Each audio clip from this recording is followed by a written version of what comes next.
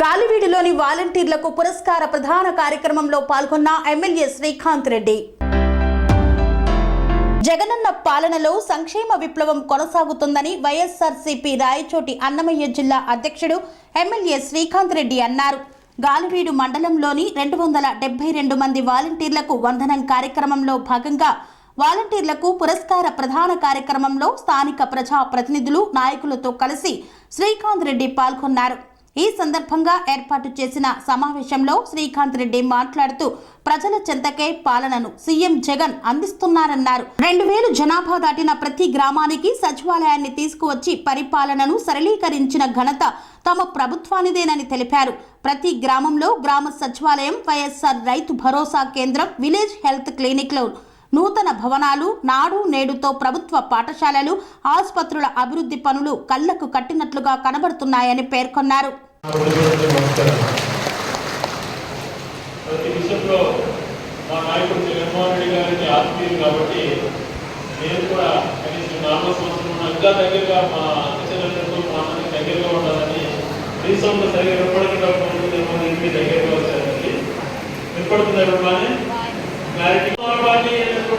చేసినటువంటి ఆలోచన కోసం దేశంలో కాదు కదా, ఏ రాష్ట్రంలో, మన దేశంలోనే కాదు, నాకు తెలిసి ప్రపంచంలో కూడా ఇంత పాపులేషన్ కు డైరెక్ట్ గా రాష్ట్రానికి వచ్చే ఆదాయంలో 2,55,000 కోట్ల రూపాయలు అక్కచెల్లెలు మోహన్ రెడ్డి గారు.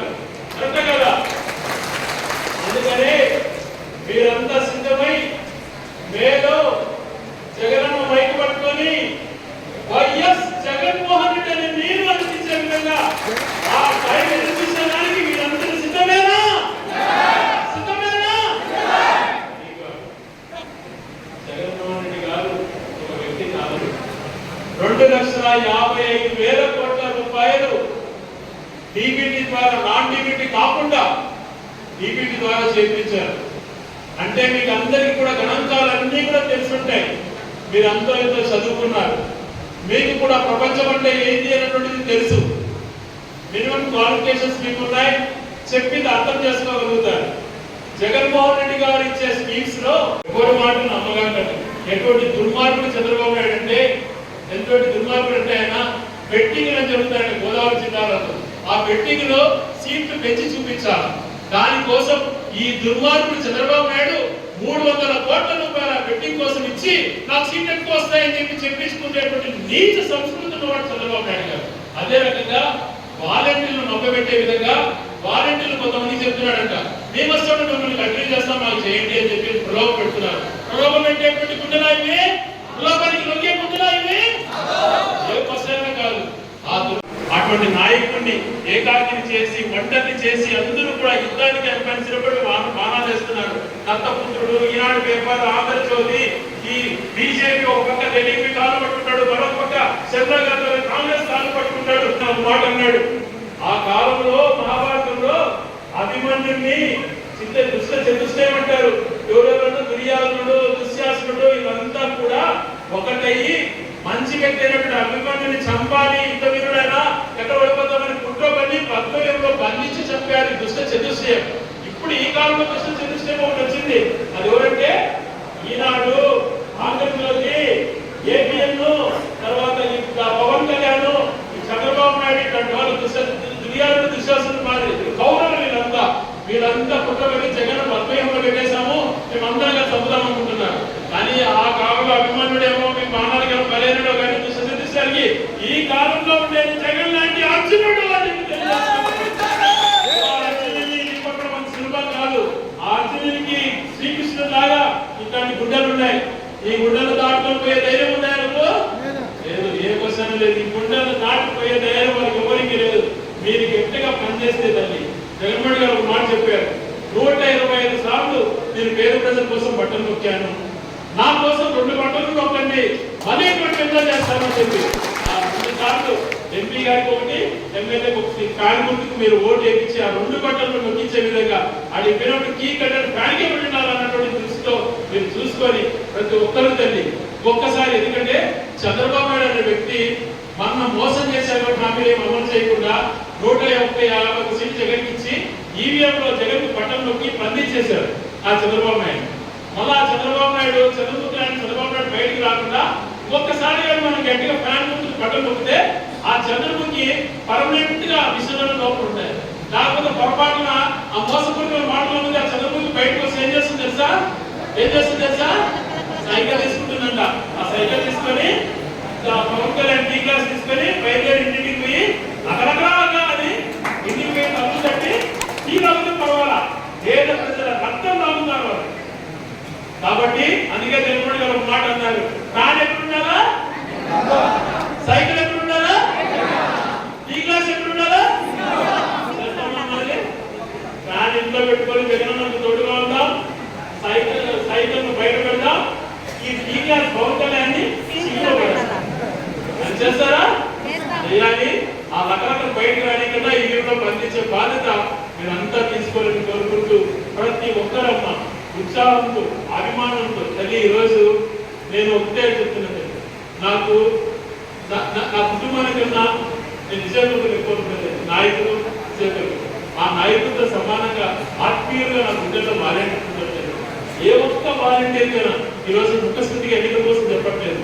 మీకు కూడా తెలిసిన నేచర్ ఎందుకు, నేను ఏ రోజు ద్రోహం చేసినట్టు వాడిని కాదు, ఒక అవమానించే రకం కాదు, ఒక సిస్టమ్ ని కించపరిచేవాడిని కాదు, అడ్డుగా మాట్లాడేవాడిని కాదు, వెనకాల మనుషులు వేసుకొని గుండాగిరి చేసేవాడిని కాదు. ఎంతసేపు సౌమ్యంగా సింపుల్ గా ప్రజాప్రతినిధిగా నన్ను ఈరోజు 4 సార్లు గెలిపించారు. నాకు ఇప్పుడు కూడా అలవాటు ఉండదు. లేబర్లో పోతా, నేను దిగుతా, హైదరాబాద్ పోతే గమ్యం కూడా పెట్టుకున్నాను. అంత సింపుల్ గా రాజకీయవేత్తగా నేను ఉంటాను. అటువంటిది మనసు తెలిసినటువంటి వాడిని ఏ ఒక్క చెల్లికి కానీ అన్నకి కానీ ఎవరికైనా తమ్ముడికి కానీ మీ ఒక్కరికి ఏ వాలంటీర్తో చిన్న సమస్య వచ్చినా జీవితాంతరం ఆత్మీయతతో అభిమానంతో మీకు తోడుంటాను. మీరు కూడా రేపు పొద్దున మంచి జరిగేది ఈరోజు నాయకులతో ఈక్వల్ గా చేసినటువంటి జగన్మోహన్ రెడ్డి గారు ఇంకా మిమ్మల్ని పై స్థాయికి తీసుకెళ్ళినటువంటి గొప్ప నాయకుడు జగన్మోహన్ రెడ్డి గారు. అందుకనే మీకు కేటాయించిన 60 ఇళ్లలో ఏ ఇల్లు ఎంత, ఇంట్లో ఓటర్స్ ఎంతమంది ఉన్నారు, ఆ 60 ఇళ్లలో ఎంతమంది ఓటర్స్ మీ దగ్గరికి వచ్చేయాలి, దాంట్లో బయట ఉన్న వాళ్ళు ఎవరు వాళ్ళ ఫోన్ నెంబర్ తీసుకోవాలా.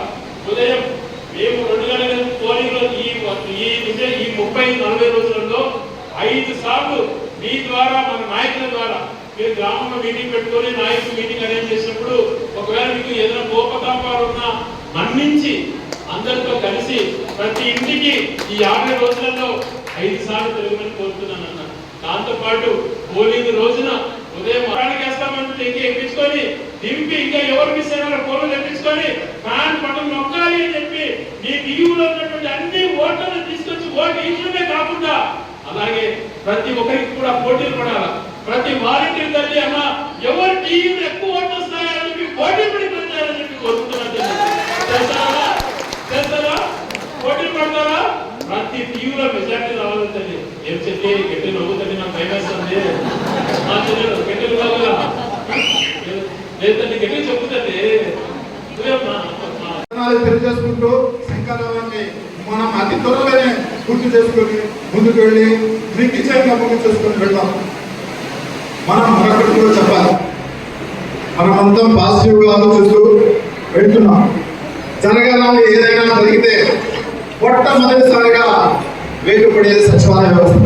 అంటే కార్యకర్తలకు పిలిపించాడు సిద్ధం కామని, వాలంటీర్లకు వందనం చేస్తూ మీరు కూడా సిద్ధం కావాలి, మీరు ఏ మంచి పనులు చేసాం ప్రతి ఇంటికి మీరు ఎక్స్ప్లెయిన్ చేయాలి, మంచి కార్యక్రమాలు చేపట్టాలి, మీరు ఎంత మంచి పని చేస్తే ప్రభుత్వానికి అంత మంచి పేరు వస్తుందని చెప్పేసి ప్రతి ఏటా మిమ్మల్ని మంచి పని చేసిన దానికి గాను సత్కారం చేస్తూ ప్రభుత్వం తరఫున వందనాలు పెట్టే కార్యక్రమాన్ని పెడుతున్నారు.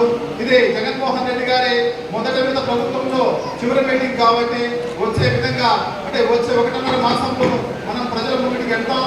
ప్రజల ముంగిటికి వెళ్ళేటప్పటికి మన కిక్కితో అంటే ఒక గ్రామ సచివాలయంలో ఒక క్లస్టర్ ఉంటుంది. Sun life multi speciality hospital ప్రజలకు నిరంతర వైద్య సేవలు అందిస్తున్న హాస్పిటల్.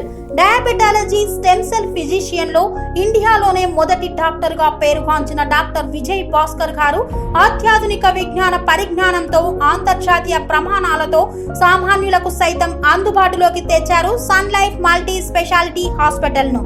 అనుభవజ్ఞులైన వైద్యులతో అన్ని రకాల వైద్య సేవలు, ఆపరేషన్స్, సర్జికల్ ఎమర్జెన్సీలు, ప్లాస్టిక్ సర్జరీలు, చికిత్స అందించనున్నారు. 24 గంటలు అందుబాటులో ఫార్మసీ మరియు అంబులెన్స్ సౌకర్యం కలదు. సంప్రదించండి sun life multi speciality hospital Dhammaiguda. Contact number 8121678234 9700971100.